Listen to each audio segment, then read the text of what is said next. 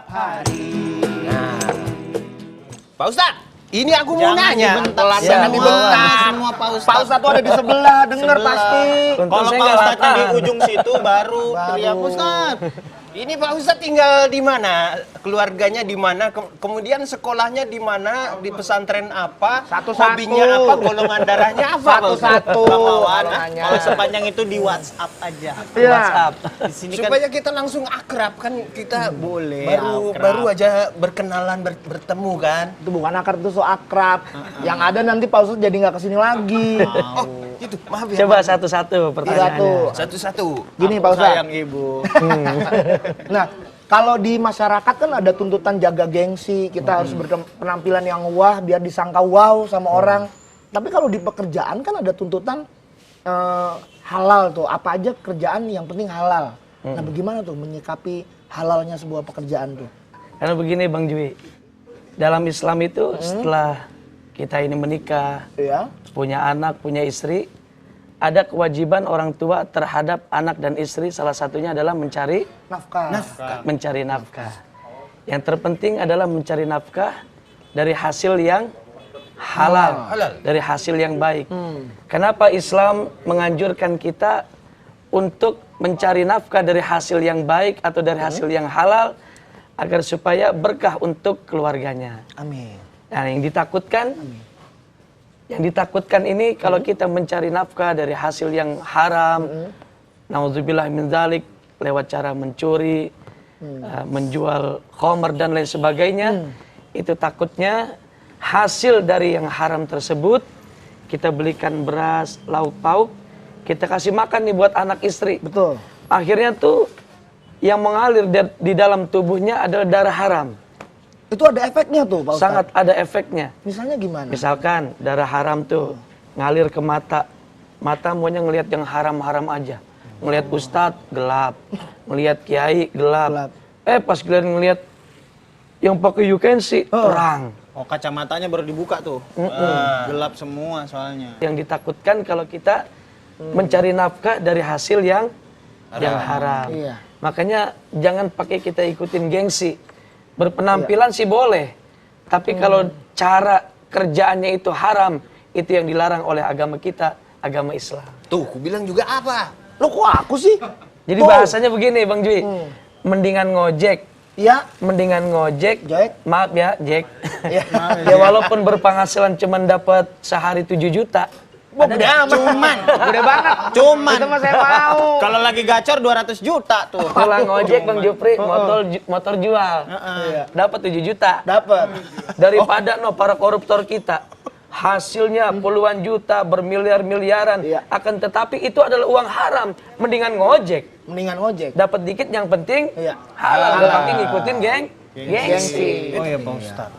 Untuk mengontrol diri kita biar nggak ngikutin gaya hidup yang mewah, kan kita harus tawadu, harus apa namanya? Tawadu itu berendahan. tawarnya duit bukan? Bukan. Tawadu itu ntar saya mau wudhu. Kayak Tawadu. bercandaan pesantren nih. Kita nggak Ya, masuk. tawadu dan rendah hati. Nah, itu gimana tuh? Tawadu rendah hati. Ya kita harus tawadu biar kita ini nggak terlalu banyak gaya, biar nggak terlalu kita ini mengedepankan gengsi. Iya. Kita harus rendah diri. Yang tadi saya udah bilang di awal, kalau kita bisa tawadu, ketika Allah kasih kelebihan kepada kita, baik di pekerjaan, baik di harta, baik juga di pangkat, kalau kita ini bisa tawadu, insya Allah kita pun akan terus bisa berperan di tengah-tengah masyarakat, pun kita bisa terus dihargai. Itu harus tawadu, harus rendah hati. Dujub, jangan banyak gaya makannya. Itu kayak lagu kita tadi ya? Apa tuh? Miskin banyak gaya. Miskin banyak gaya. Miskin banyak gaya. Miskin banyak gaya. Miskin banyak gaya. Ini pemirsa, jadi sekarang ini banyak orang gila diajak ngobrol nyambung. Bisa aja nih Pak Ustadz. Pak Ustadz kalau di sini jangan lucu-lucu. Nanti kita nggak di calling lagi ya Jum. Aduh.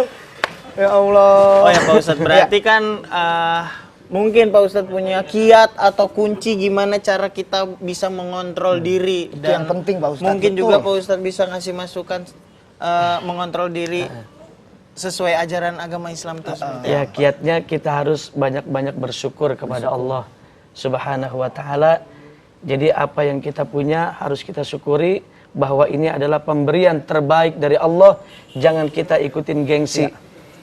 Jadi kalau kita udah bersyukur apa yang Allah udah kasih kepada kita, insya Allah kita pun akan legowo.